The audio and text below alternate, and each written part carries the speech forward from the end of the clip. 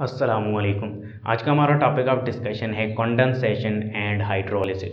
Condensation और hydrolysis living organisms के अंदर होने वाले दो इंपॉर्टेंट टाइप के रिएक्शंस हैं जिसके ज़रिए हमारी बॉडी के अंदर लार्ज और कम्प्लेक्स मालिक्यूल जिनको मैक्रो मालिक्यूल्स कहा जाता है उनकी सिंथेसिस भी होती है और फिर उन्हीं मालिक्यूल्स की ब्रेक डाउन भी होती है, स्प्लिटिंग भी होती है, लाइसिस भी होती है। सो इसका कॉन्सेप्ट क्या है, इंपॉर्टेंस क्या है, आइए देखते हैं इस लेक्चर के अंदर। सबसे पहले हम स्टडी करेंगे कंडेंसेशन को। कंडेंसेशन का मतलब होता है आपस में जुड़ना, किसी चीज़ का पैचअप होना, जैसे कि क्रोमोसोम कंडेंस होकर, क्रोमेटिन कंडेंस होकर क्रोमोसोम बनते हैं। सो कंडेंसेशन को डीहाइड्रेशन रिएक्शन भी कहा जाता है, यानी इसके अंदर क्या है, de mean remove and hydrate mean water, water का रिमूवल होता है, रिलीजेज होता है। So condensation reaction is the process in which large and complex molecules are produced from smaller one with the removal of water.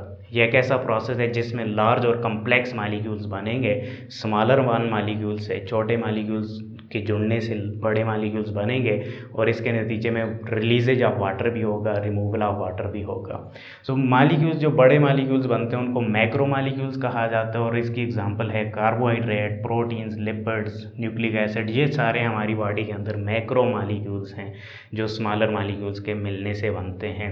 So concept देखते हैं कि condensation reaction में बड़े मालिक्यूल्स कैसे बनते हैं और रिलीजेज ऑफ वाटर कैसे होता है। सबसे पहले हम कार्बोहाइड्रेट्स के अंदर देख लेते हैं जो कि बिल्डिंग ब्लॉक्स होते हैं ग्लूकोज, फ्रक्टोज या लैक्टोज के, ठीक है।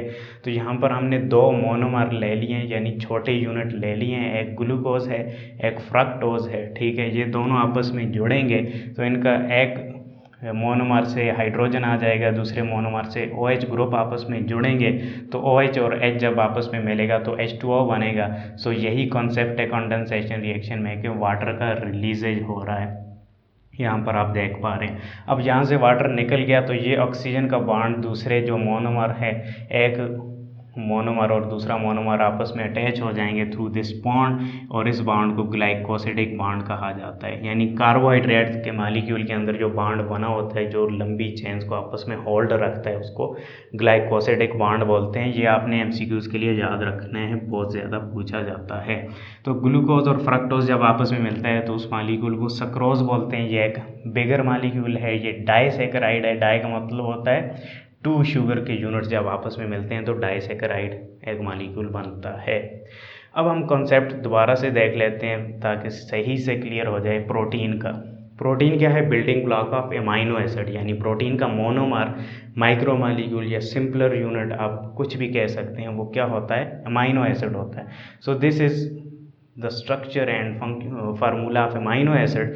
एमाइनो एसिड क्या होता है, एक साइड पे प्रोटीन के एक साइड पे क्या होगा, एमाइन ग्रुप लगा होगा, दूसरी साइड पे क्या है, कार्बोजाइल ग्रुप लगा होगा। सो ये दो मोनोमर हमने आपस में अटैच करवाने हैं और देखते हैं रिमूवल ऑफ वाटर कहाँ से होता है। सो एक एमाइनो एसिड के जो कार्बोजाइल ग्रुप है वहाँ से OH आ जाएगा, हाइड्रोक्सिल ग्रुप आ जाएगा, दूसरे एमाइनो एसिड के जो एमाइन ग्रुप है उससे हाइड्रोजन आपस में मिलेगा तो H2O बन जाएगा। तो यही रिलीजेज ऑफ वाटर हो रही है, यहाँ पर आप देख पा रहे हैं। अब ये जहाँ से ये दो मालिक्यूल रिमूव हो गए तो कार्बन और नाइट्रोजन का आपस में बॉन्ड बन जाएगा, तो ये दो जो है मोनोमर्स आपस में अटैच हो जाएंगे थ्रू दिस बॉन्ड और इस बॉन्ड को पेप्टाइड बॉन्ड कहा जाता है। सो ये एक और इम्पॉर्टेंट MCQs है कि प्रोटीन के या पॉलीपेप्टाइड जो चेन्स होती हैं उनको आपस में होल्ड रखने वाला जो बॉन्ड होता है उसको पेप्टाइड बॉन्ड कहा जाता है। फिर अगर हम लिपिड्स की बात करें, न्यूक्लिक एसिड की बात करें, यहाँ पर ये दो एग्जांपल्स काफ़ी हैं। एनीवे लिपिड्स के अंदर जो बॉन्ड बनता है उसको ईस्टर बॉन्ड बोलते हैं और न्यूक्लिक एसिड के अंदर जो बॉन्ड बनता है जो लॉन्ग चेन्स को आपस में होल्ड रखते हैं उसको फॉस्फोडाइईस्टर बॉन्ड बोलते हैं। इस प्रोसेस को होने के लिए कुछ स्पेसिफिक एंजाइम्स भी इन्वॉल्व होते हैं।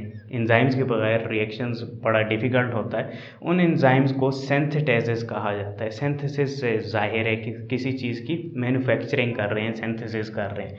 सो ये भी कॉन्सेप्ट आप सीख लीजिए।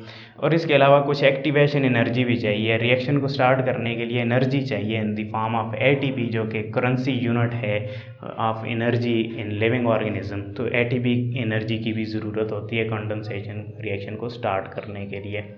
अब हम चलते हैं हाइड्रोलिसिस रिएक्शन की तरफ। हाइड्रोलिसिस रिएक्शन बेसिकली ऑपोजिट है कंडेंसेशन रिएक्शन, यानी कंडेंसेशन रिएक्शन में लार्जर मॉलिक्यूल्स बन रहे हैं और रिमूवल ऑफ वाटर हो रहा है। हाइड्रोलिसिस रिएक्शन में लार्जर मॉलिक्यूल से स्मॉलर मॉलिक्यूल्स बन रहे हैं और एडिशन ऑफ वाटर हो रहा है, यानी वाटर की एडिशन से, वाटर की प्रेजेंस से लार्जर मॉलिक्यूल स्प्लिट डाउन होंगे स्मॉलर में।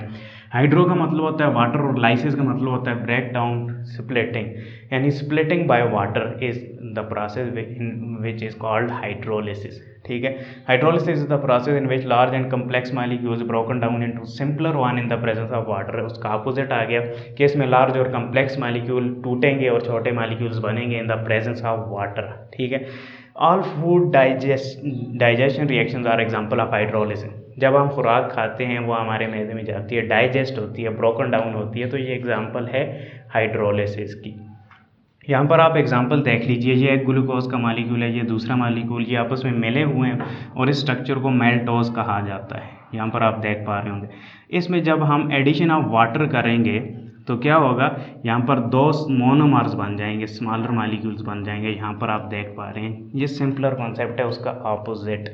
और इसमें कुछ एंजाइम्स इन्वॉल्व हैं, जैसा कि कार्बोहाइड्रेजेस जो कार्बोहाइड्रेट्स की ब्रेक डाउन करते हैं, प्रोटीएजेज जो प्रोटीन की ब्रेक डाउन करते हैं, लाइपेजेज जो लिपिड की ब्रेक डाउन करते हैं, और न्यूक्लिएजेज जो न्यूक्लिक एसिड की ब्रेक डाउन करते हैं। होपफुली आपको मेरा ये लेक्चर समझ में आया होगा। नेक्स्ट लेक्चर में हम बायोलॉजिकल मॉलिक्यूल्स की स्टडी करेंगे। हमारे चैनल को सब्सक्राइब करना मत भूलें। शुक्रिया, अल्लाह हाफ़िज़।